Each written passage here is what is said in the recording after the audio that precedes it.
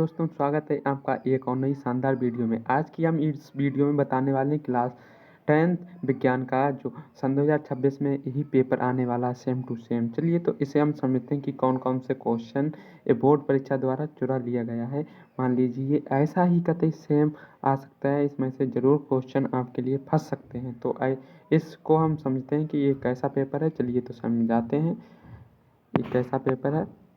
इसमें आपके 20 बहुविकल्पीय होंगे जो 1 नंबर में आते हैं। चलिए तो उनको समझते हैं कि निम्न में से कौन सी अपक्रिया ऊष्माक्षेपी है। निम्न में से कौन सी अपक्रिया ऊष्माक्षेपी है। तो ऊष्माक्षेपी में क्या होगा, जब ऊष्मा निकलेगी तभी वो अपक्रिया ऊष्माक्षेपी होती है। तो इसमें बाष्पीकरण हो जाएगा, बाष्पीकरण हो जाएगा।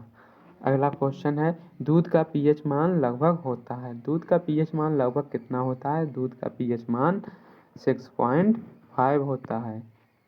दूध का पीएच मान 6.5 होता है। सबसे अधिक अपक्रियाशील धातु कौन सी होती है। सबसे अधिक अपक्रियाशील धातु कौन सी होती है। तो ये होती है सोडियम। सबसे अधिक अपक्रियाशील धातु सोडियम होती है। मानव में गैसों का आदान प्रदान कहाँ होता है।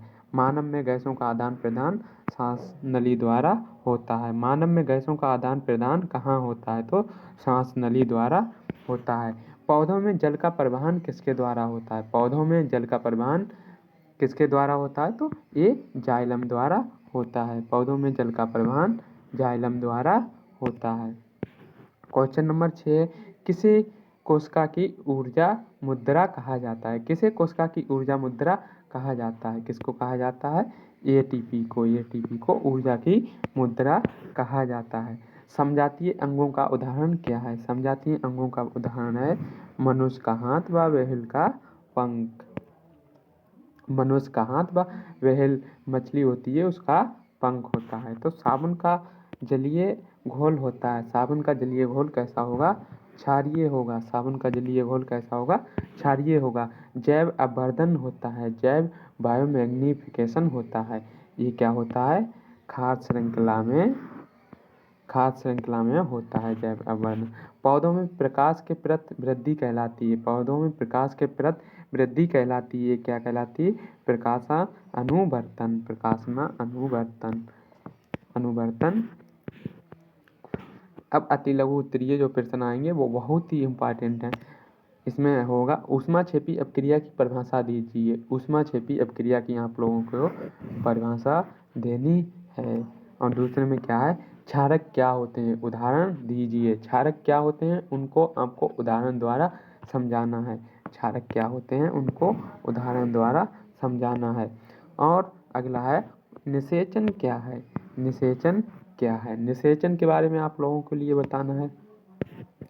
अगला है, डीएनए का पूरा नाम क्या है। डीएनए का पूरा नाम लिखिए। डीएनए का पूरा नाम आपको लिखना है डाईराइबोन्यूक्लिक एसिड। इसका पूरा नाम हो जाएगा डाईराइबोन्यूक्लिक एसिड।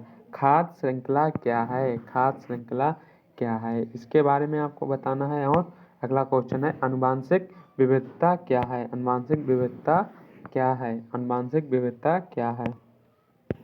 अगला क्वेश्चन है, एक नवीनीकरण संसाधन का नाम लिखिए। एक नवीनीकरण संसाधन का नाम लिखना है।